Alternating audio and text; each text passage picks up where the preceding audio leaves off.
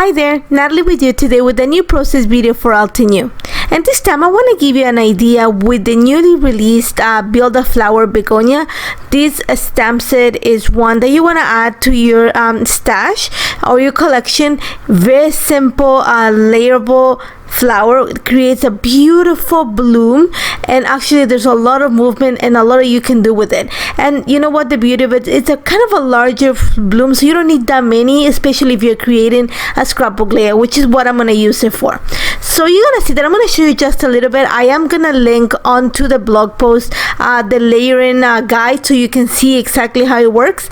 But my choice is I'm going to use my stamping platform, and I'm going to start by stamping the outline of the flowers using black obsidian ink, the pigment ink from Altenew. I just want that crisp edge that the ink gives to the pages, and you're gonna see that I've already pre-cut a few pieces of paper so that it's easier for me to just pull in and out the paper and stamp a series of them. You're gonna see that I'm gonna use actually the Sugar Plums collection mini ink set, and also the rose petal. I wanted those tones of pinks and purples, and I also brought in the lapis lazuli stamp set, but I ended up not using the blue flowers.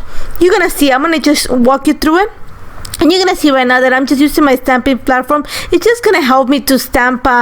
I'm gonna use around 6 flowers. Like I said before, they're quite large, so you don't need that many. So it's easier for you if you have a stamping platform. It's just gonna help you speed up the process of actually layering the begonia set.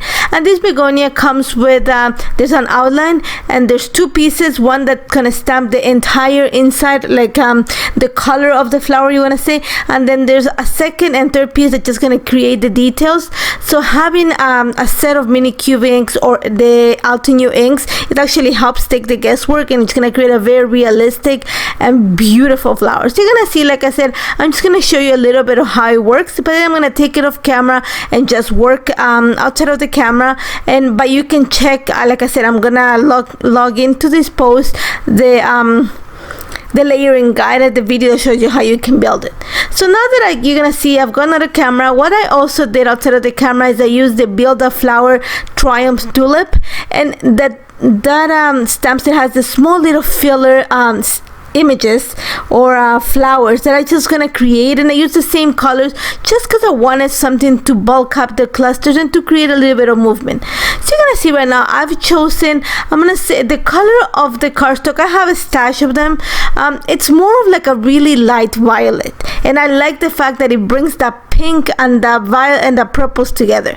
So to create my clusters, I'm actually gonna use the leafy garland die, and I'm just gonna cut this out of white cardstock. I want to keep it very neutral because I want the purples to stand out, and I also already stamped some leaves too using the begonia stamp set. So I want to keep the garland or this leafy garland, I want to keep it very neutral. So I'm going to cut it out of white cardstock. I'm going to cut quite a few actually. I think I end up cutting around 6 or 7, and actually a few of them I just cut half the design because I know that I'm actually gonna use it underneath some of the layers, so I would end up cutting it anyway. So I just took advantage of all the cardstock, and like I said, I cut around 6 or 7 designs out of it. And you're gonna see that, like, I'm gonna show you one. I'm gonna take it off camera and continue working on everything. Now the pictures that I'm gonna document is this is my daughter. She's in grade 12. She is in the doing a kind of heavy program for her, so she takes a lot of time studying, and she stresses out, and I take lots of pictures of them. So I'm going to document one of them. So what I have done now is I'm just going to have set up the idea that I have in mind. So you're going to see that I'm going to bring a piece of paper and show something really neutral. This paper is from the Our Family collection, and I love the fact that it has that gray tone that also is in the pictures. And you're gonna see more or less the idea that I have. I want to use the leafy garlands, kind of create my cluster. I want to have them, because they have that curvature, I want to kind of be hugging the picture, and then I'm gonna nestle the flowers in between them. And that's where having those I'm gonna say the half a die cut comes in handy, because I'm able to layer it in between the paper. So you're gonna see when I'm just gonna build it. Remember how I said I had stamped it in 3 different ink sets, but I'm gonna choose to keep keep it very monochromatic, but having that those flowers, those roses in the rose petal color, it brings a lot of the pink, so it makes it enough attention, or brings enough attention to the clusters. So you're gonna see that I have placed the picture, right on the center, and I'm gonna create a soft diagonal design. What I mean by that is I'm gonna add one cluster on the top left corner of the pictures and the other one at the bottom left corner of the other ones, and then I'm gonna add a third cluster at the bottom. So all you see me doing right now, just kind of marking where everything is gonna sit, kind of a rough idea. And what I'm gonna do now is I'm gonna create a background for it, and I want something that's gonna make the flowers and all the details stand out. Even though it stands out already as it is on the kind of this really light violet cardstock, I want to deepen the colors just to make everything, make the colors of the flowers stand out even more. And for this, I am using the mini cube set.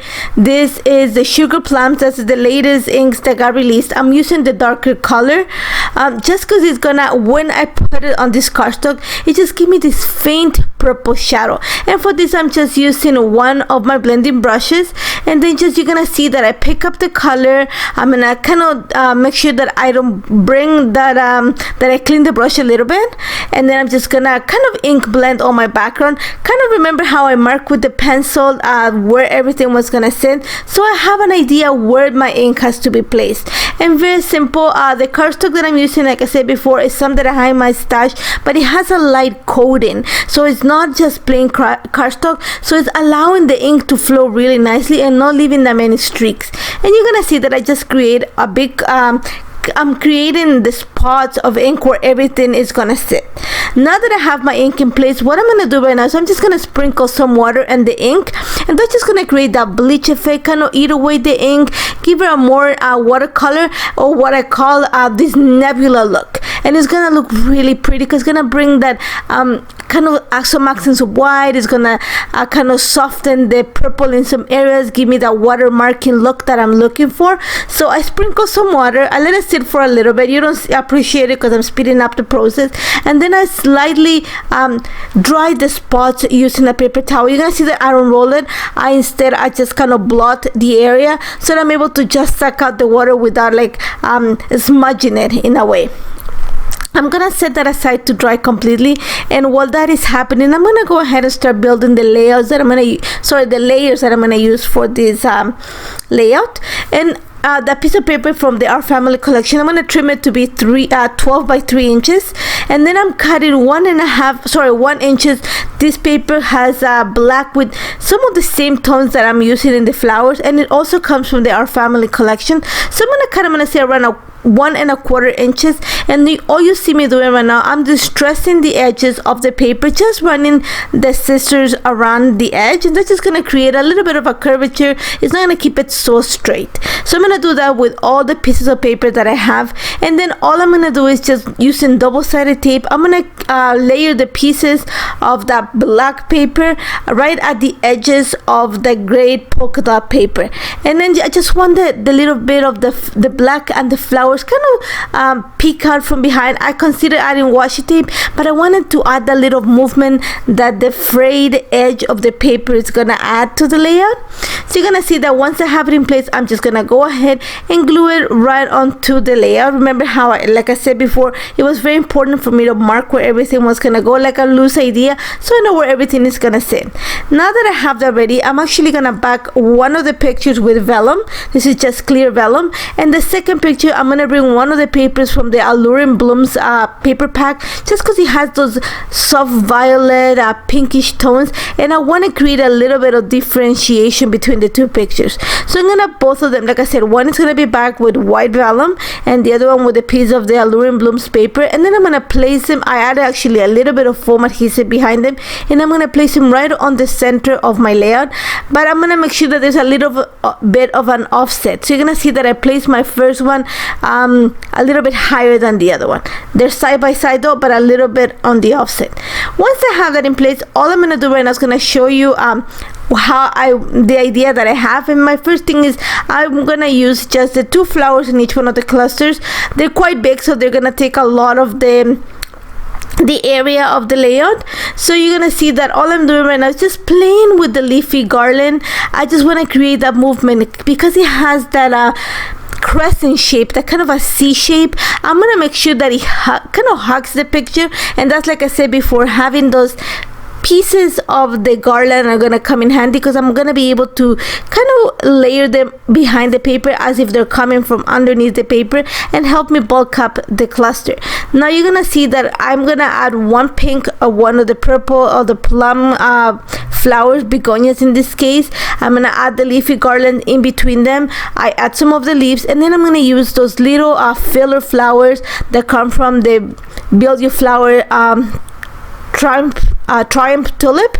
There's a little filler flower, so I created a few of them using the sugar plum and the evergreen color, crisp pink. So all I'm doing right now is just setting like everything is gonna sit. You're gonna see that at the bottom I am gonna continue the same look of having the two flowers, but I'm gonna actually attach them out of the paper. What I mean is I'm gonna make sure that only a little piece of it showing.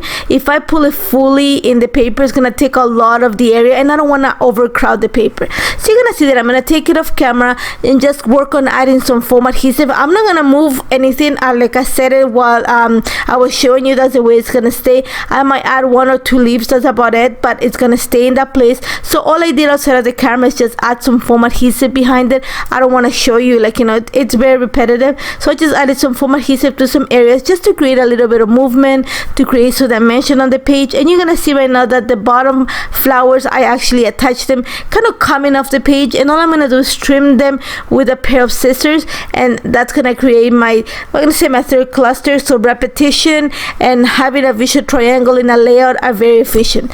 Then I just added just a sneak peek. That's a stamp that's coming soon to the shop, and I'm just gonna add some stickers that I had on my stash that has a little bit of that kind of rose gold look that the flowers have.